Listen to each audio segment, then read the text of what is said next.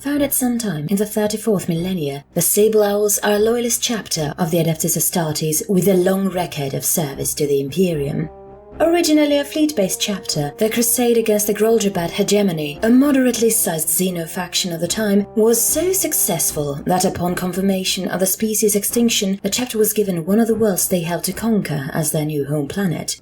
Telthaxilum 3 is a remarkably temperate world, nowhere near as harsh in terms of environment as one tends to think for Astartes worlds.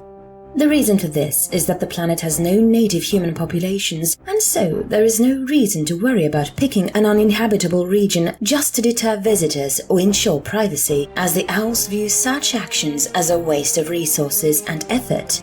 In addition, the planet is rich in mineral deposits, which chapter serves and servitors mine as a means of both directly supplying the chapter with materials, as well as providing them with resources to trade them to the Adeptus Mechanicus for services and requisition of more advanced and limited equipment. Having no native populations of humanity to draw upon in their territory and unwilling to take in the colonists that settled down to start numerous agri-worlds as the newly claimed territory was colonized, the chapter needed a long-term solution. It was the second chapter master, a man whose name is sadly lost to history, that hit upon an unconventional solution to a lack of recruits. One of the worlds in their territory, Sahasharin Prime, was a death world with no true value, strategic or material to exploit. The sandy wasteland of a world held little in the way of water, and poisonous vermin and reptiles were numerous, as were larger, stranger silicon-based life forms. The second chapter master is the one who decided to give the world value by exploiting its nature as a death world and the fact that Space Marines could wait a long while for investments to pay off.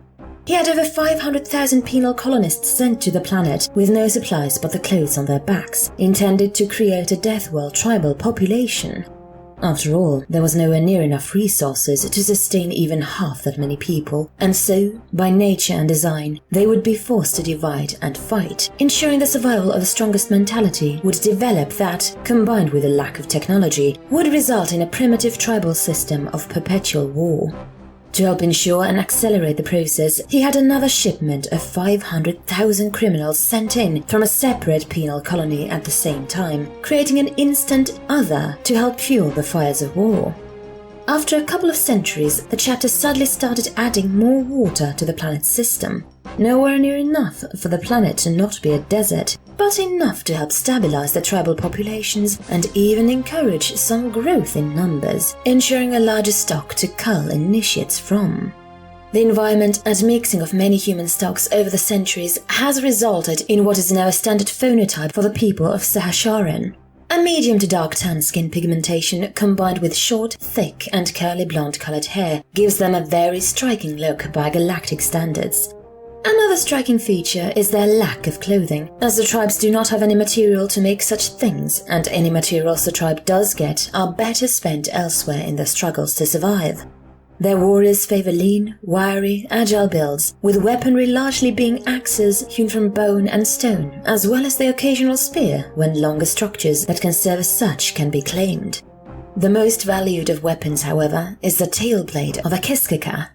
An inedible silicon-based beast of great size, it feeds on silicates and sunlight and is highly aggressive and territorial.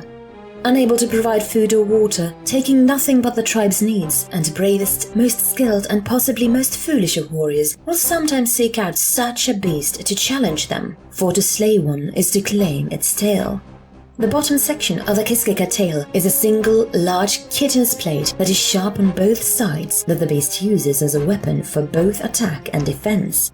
These 3-foot-long natural blades are sharp and quite hard, making for truly outstanding weapons by the standards of this world. Indeed, not only does slaying such a beast provide an excellent weapon for the tribe, but it has a great chance of drawing the attention of the Sky Guards. Mighty and terrifying giants with shells harder than any stone or beast, they come to claim the greatest of warriors to fight a battle against the ultimate evil in the divine realms. Not only is this a great honor in and of itself, but the Sky Gods even pay for the services of the warriors they take with an extravagant gift, a large pot full of water for each warrior they take.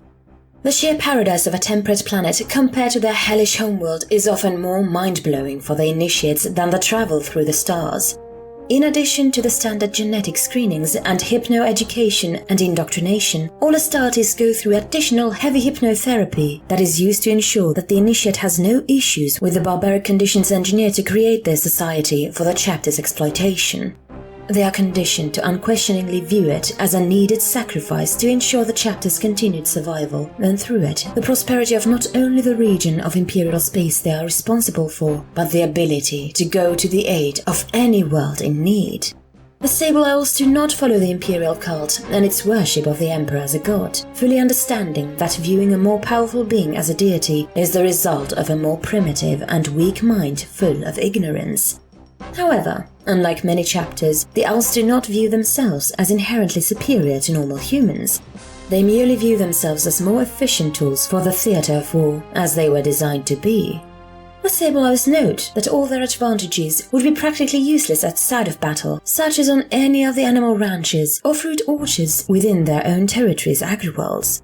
They view the Imperium as a great, vast and complex machine created by the Emperor, a being far enough beyond them to be mistaken for a god, and as such know that any flaws within it are the result of inferior execution of the Emperor's will. All are to do their part in this grand plan, to be the best they can be and to be loyal and masterfully crafted tools in the Emperor's hands. This applies to every farmer, guardsman, governor, inquisitor, manufactorum, and especially for every Astartes, for they are the Emperor's angels of death, and the Sable Owls intend to live up to this title and duty to the best of their ability. While many chapters choose their method of dealing death based upon their genetic heritage, the Sable Owls are different, though this difference from their primogenitor is still influenced by their gene seed.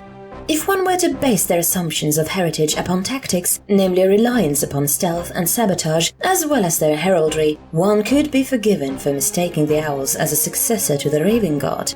However, a lack of any of that lineage's flaws puts all such theories to rest quickly. Official imperial records list the Owls as being of ultramarine stock, while the chapter's own records and traditions proclaim them as descendants of the White Scars. However, both are suspect for one serious reason.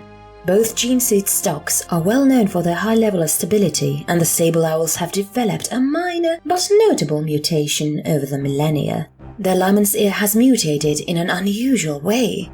This mutation makes the organ even more sensitive than normal for a space marine, giving them a superhuman hearing even in comparison to their Astartes brethren. However, it has lost the natural ability to filter and isolate sounds and does not maintain equilibrium as well. The mutation sparked some debate and controversy. Due to differences between chapter and imperial records, no fresh gene stock was approved, as the Imperium would not offer stock that did not match their records, and the Owls would not accept stock that was not of the Primarch they held themselves to be descended from. Once the mutation spread from being a couple of isolated members to being largely chapter-wide, it was decided that the Sable Owl's gene seed would be isolated, ensuring that no successors would use them as gene stock.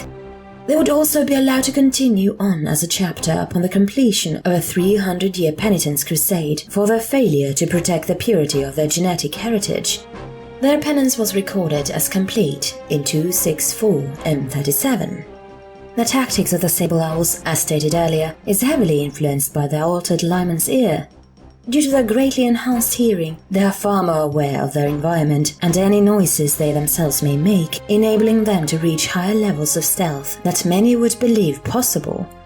For this reason, stalker pattern bolters are in higher supply, intended for stealthy assassinations and weakening of enemy forces.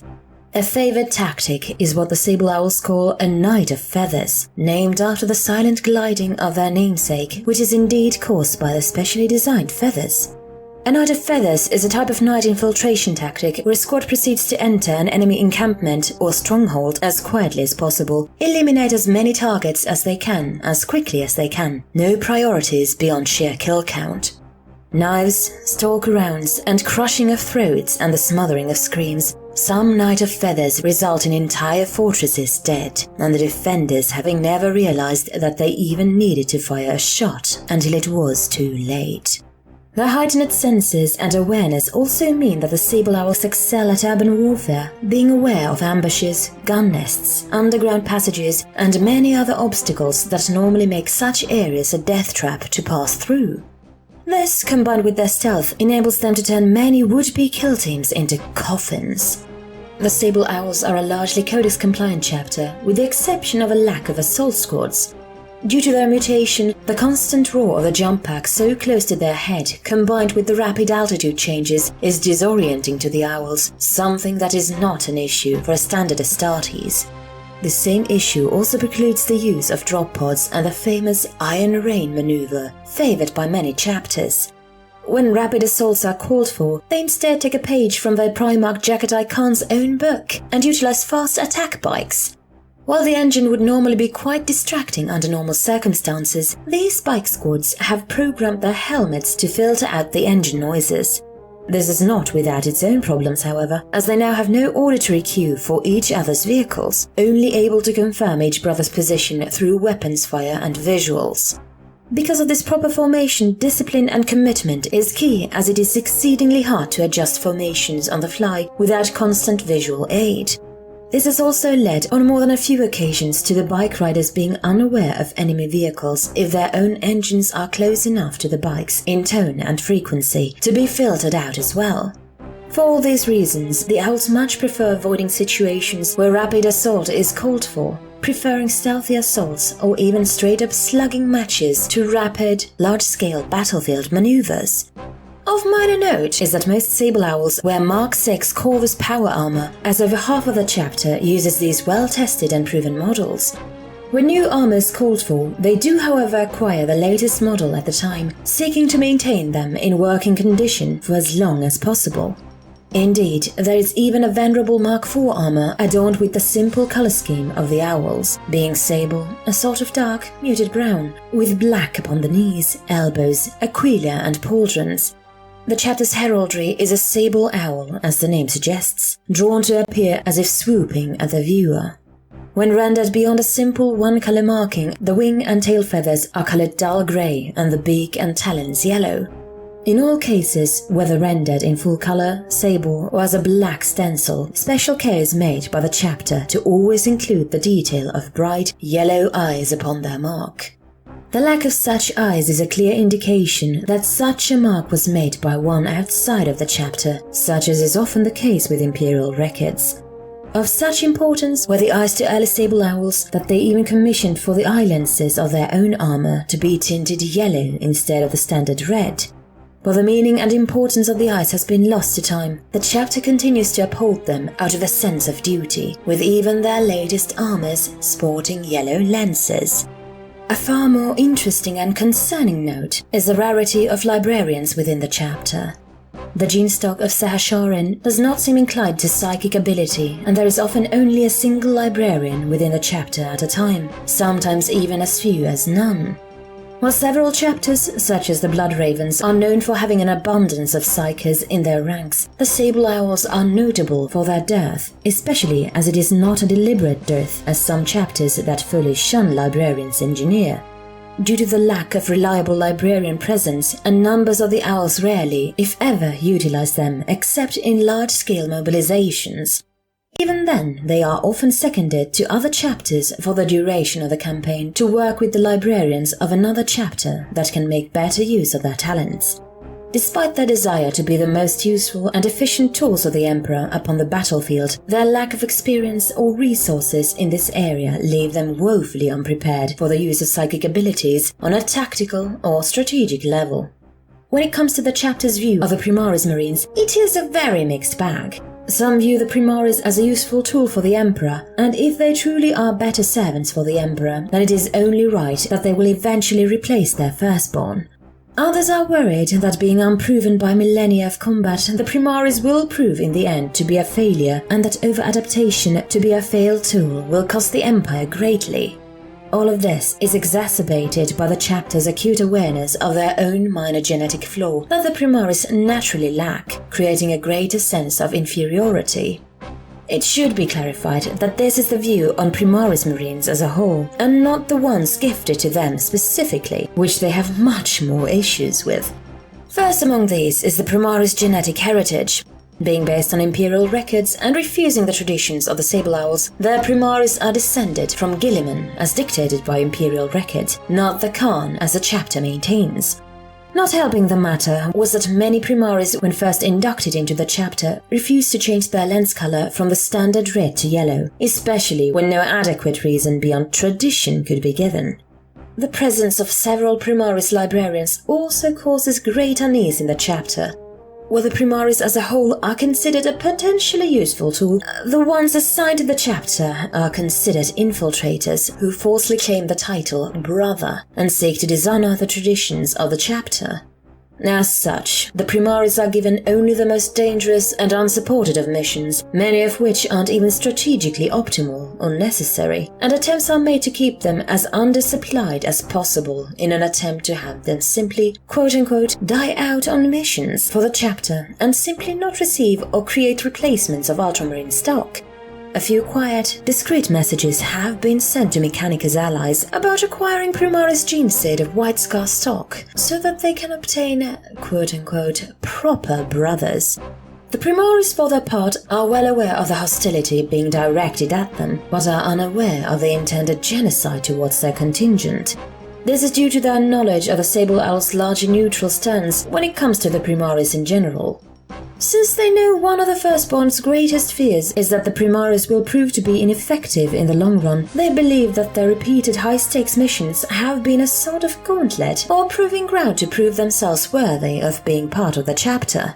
Rumors that the chapter has been making inquiries to Mars about the acquisition of additional Primaris gene seed stock is considered a good sign of progress towards being accepted by their surly and mistrustful brothers. For if they did not accept their brothers, why would they be making such inquiries?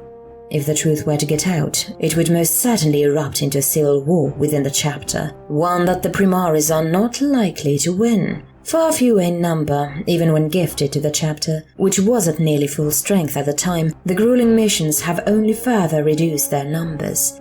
Still, even so, the superiority of the Primaris might win out in the end if such a conflict were to occur. Who can say which Primarch's sons would prove victorious in such a struggle, if they even truly are sons of separate Primarchs?